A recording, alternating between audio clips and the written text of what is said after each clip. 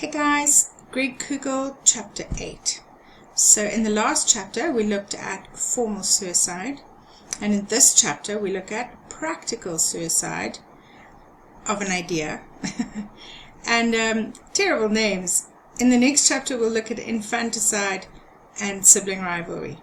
Alright, so the way I understand the difference between the formal suicide and the practical suicide is this, okay, and I might be wrong, but this is how I understand it.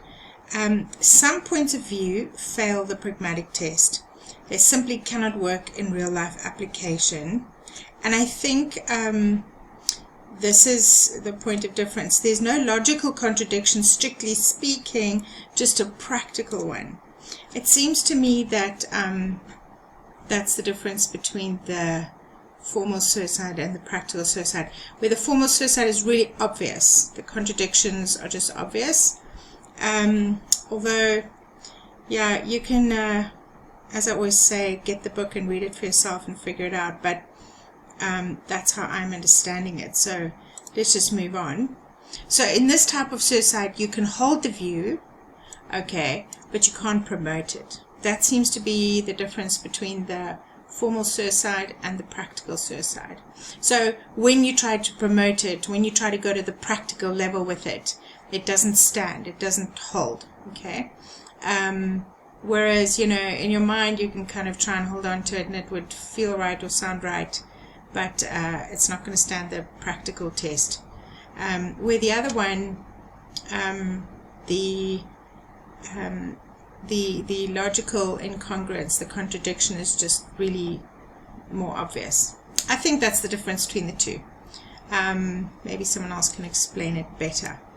Okay, so this kind of inconsistency is self-defeating because the person who voices the view is contradicting their own convictions. So that's pretty similar to the formal suicide, but notice he says voices the view. So, for example, somebody phoned him in on the radio and said, "You shouldn't be correcting Christian teachers publicly on the radio." And then he replied, "Well, then why are you calling to correct me publicly on my radio show?" All right, it's that kind of thing that we're talking about here. Or somebody tells you it's wrong to judge, but meantime they're actually busy judging you as they say that. So let's just look at the example that he puts in the book here.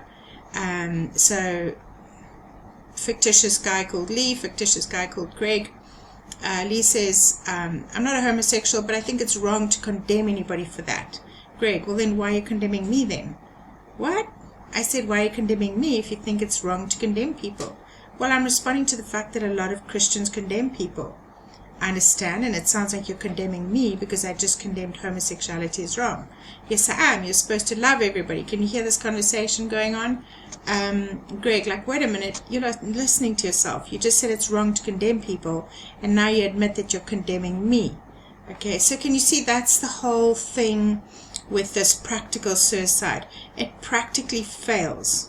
All right, moral relativism absolutely self-destructs.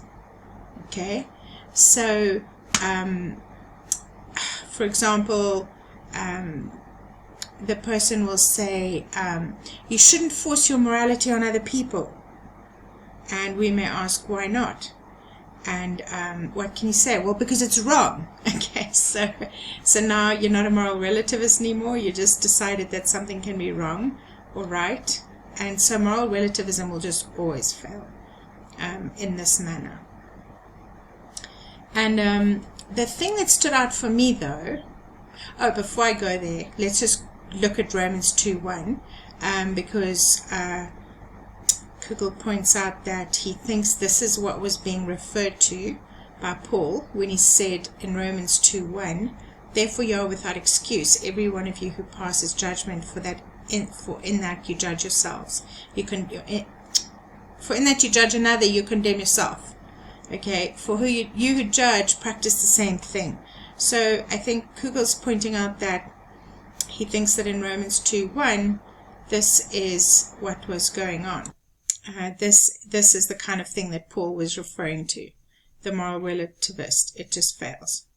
It was interesting to me, though, the example that I really liked in this chapter is where he points out determinism, okay? Because as a provisionist, obviously, I am not in, I don't agree with the determinism of Calvinism, and Koukl himself is a Calvinist, and so it just knocks me for six that he says what he says here about determinism. But keep in mind that he has said at the beginning of the chapter that when it comes to practical suicide, you can hold to it in your mind, but when you verbalize it, it's going to fail. So he points out here, and for us as provisionists, this is just a great paragraph here, a great couple of paragraphs here. Let's read it together, okay? And just make this a focus of this video, this little section on this page. So, it always strikes me as odd when people try to advance arguments for determinism. Let me tell you why, Koukl says. Determinists claim that freedom is an illusion, and each of our choices is fixed, determined beforehand by the circumstances that precede it. All of our choices are inevitable results of blind physical force beyond our control. The problem with this view, and of course as provisionists we agree this view is problematic, and Calvinists are the ones who say it's not problematic, and they do this crazy logical flick-flack by trying to put freedom and determinism together in a box under compatibilism. That just can't be done. If it could, Koukl would have surely mentioned it here. He's a Calvinist himself. He would have mentioned it here. So the problem with this view is that without freedom, rationality would have no room to operate. Arguments wouldn't matter, since no one would be able to base beliefs on adequate reasons. One could never judge between a good idea and a bad one. One would only hold beliefs because he'd been predetermined to do so. And that's just the craziest suggestion on the planet, that all of our discoveries and beliefs and opinions and choices, and that all of that is just predetermined, and he's showing here how that can't stand. So as soon as you try to put determinism into the practical realm, it commits suicide. It can't stand. Okay, so the determinism of Calvinism falls under the practical suicide here of Koukl.